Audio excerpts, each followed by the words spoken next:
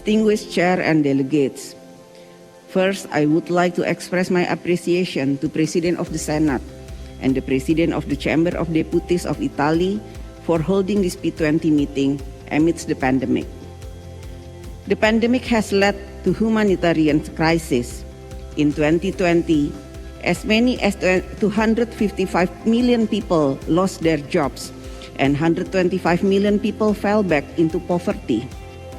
There are several things that the P20 can do to alleviate the social burden and create jobs.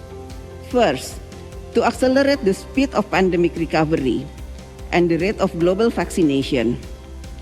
Health response is the key to recovery. According to the WHO, as of today, 5.7 billion vaccines have been administered globally, but there is no equal distribution of vaccine. If this vaccine had been provided equitably to 7.8 billion of the world population, we could achieve a more equal immunity with 73% of the world population receiving their first dose.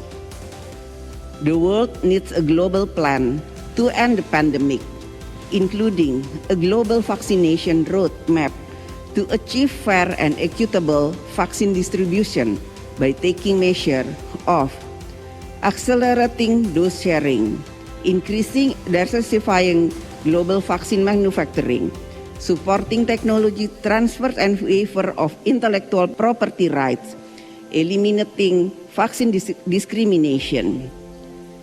Countries with high vaccination rate tend to demonstrate higher economic growth.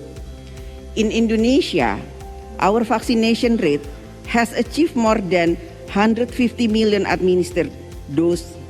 We expect to achieve 70% of our first dose target before the end of 2021.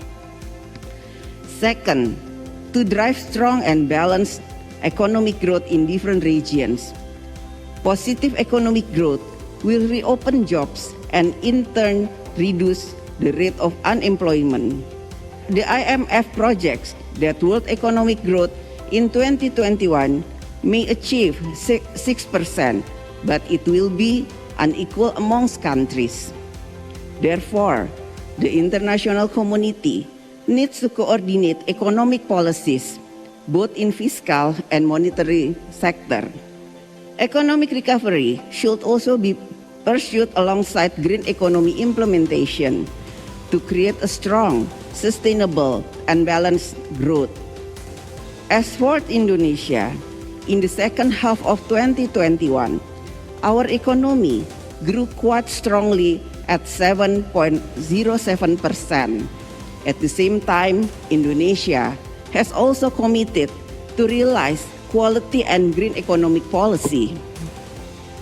Third, to encourage the international community to support developing countries in addressing social impact of the pandemic, such as rising poverty and inequality. Developed countries still have the resources to lend their support.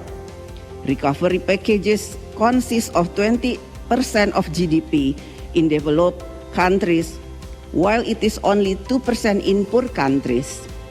Indonesia, we have allocated $52 billion for the pandemic recovery program in 2021 that helps mitigating social and economic impact of the pandemic.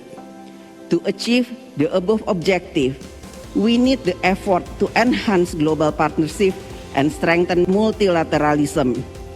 National parliament can influence international position that a country holds and encourage governments to foster global solidarity and mutual trust instead of resorting to unilateral action. Finally, allow me reiterate that only with global solidarity that we can together end the pandemic and resolve the social and employment crisis. Thank you.